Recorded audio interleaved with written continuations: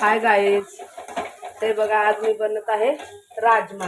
तर मी पलत्र्यात जिरे टाकले, कांदा टमॅटोची प्युरी करून अद्रक लसूणची पेस्ट टाकून भाजून घेतले. सगळं भाजून घेतले मी तेलात व्यवस्थित, तेल सुटेपर्यंत. तर आता मी